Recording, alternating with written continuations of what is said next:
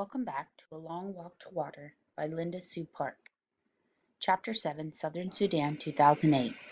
Nyla sat on the floor. She reached out and took her little sister's hand. Akir did not seem to notice. She lay curled on her side, hardly moving, silent except for an occasional whimper. Her silence frightened Nyla. Only 2 days earlier Akir had complained noisily and at length about the pains in her stomach. Naya had been annoyed by all the whining. Now she felt guilty, for she could see that her sister no longer had enough strength to complain. Nyla knew many people who suffered from the same illness, first cramps and stomachache, then diarrhea, sometimes fever too. Most of the adults and older children who fell ill recovered at least enough to work again, although they might continue to suffer off and on for years. For the elderly and for small children, the illness could be dangerous. Unable to hold anything in their systems, many of them starved to death, even with food right in front of them. Nyla's uncle, the chief of their village, knew of a medical clinic a few days' walk away. He told Nyla's family that if they could take Akir there, doctors would give her medicine to help her get better. But a trip like that would be very difficult for Akir. Should they stay at the camp and let her rest so she might heal on her own? Or should they begin the long, hard walk and hope they reached help in time? Southern Sudan, 1985. The walking began again. Salva shook with terror inside and out. He clung to Uncle like a baby or a little boy, hanging on to his hand or shirt tail when he could, never letting Uncle get further than an arm's length away. He looked around constantly. Every movement in the grass was a lion stalking, every stillness a lion waiting to spring. Marial was gone, vanished into the night. He would never have wandered away from the group on his own. His disappearance could mean only one thing: lion. A lion had been hungry enough to approach the group as they slept. A few men had been keeping watch.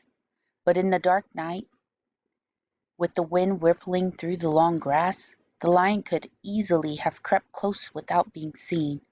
It had sought out prey that was small and motionless, Marial sleeping. And it had taken him away, leaving only a few splotches of blood near the path. If it hadn't been for Uncle, Salva might have gone crazy with fear.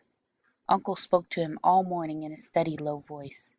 "Salva, I have a gun. I will shoot any lion that comes near. Salva, I will stay awake tonight and keep watch. Salva, we will soon be out of lion country. Everything will be all right."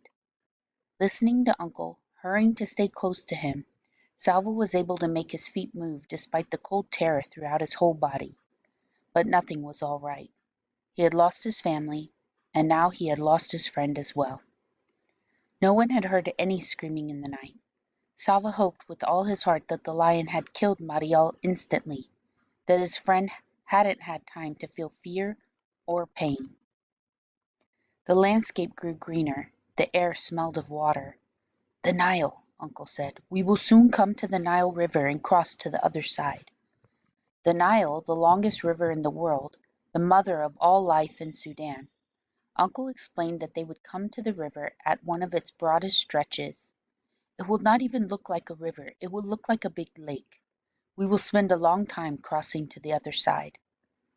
"And what is on the other side?" Salva whispered, still fearful. "Desert," Uncle answered. "And after that, Ethiopia." Salva's eyes filled with tears. Mariel had been right about Ethiopia. "How I wish he were here so I could tell him I was wrong." Salva stood on the bank of the Nile. Here, as Uncle had said, the river formed a big lake. The group would cross the Nile in boats, Uncle said. It would take the whole day to reach the island in the middle of the lake, and another day to get to the far shore. Salva frowned. He saw no boats anywhere. Uncle smiled at Salva's puzzled expression. "What, you didn't bring your own boat?" he said. "Then I hope you are a good swimmer." Salva lowered his head. He knew that Uncle was teasing, but he felt so tired.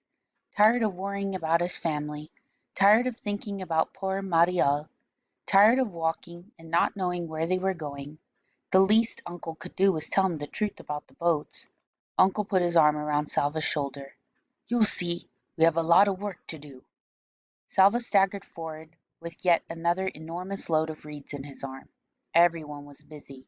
Some people were cutting down the tall papyrus grass by the water's edge. Others, like Salva, gathered up the cut stalks and took them to the boat builders. Among the group were a few people whose home village had been near rivers or lakes. They knew how to tie the reeds together and weave them cleverly to form shallow canoes. Everyone worked quickly, although there was no way of knowing whether they had to hurry or not, no way of knowing how near the war was. The fighting could be miles away, or a plane carrying bombs could fly overhead at any moment. It was hard work running back and forth between those cutting and those weaving, but Salva found the work was helping him to feel a little better. He was too busy to worry much. Doing something, even carrying big, awkward piles of slippery reeds, was better than doing nothing. Every time Salva delivered a load of reeds, he would pause for a few moments to admire the skills of the boat builders. The long reeds were laid out in neat bunches. Each end of a bunch would be tied together tightly. Then the bunch of reeds was pulled apart in the middle to form a hollow, and the two sides were tied all along their length to make a basic boat shape. More layers of reeds were added and tied to make the bottom of the boat. Salva watched, fascinated, as by little the curve of the prow and the low sides grew from the piles of reeds. It took 2 full days for the group to build enough canoes. Each canoe was tested.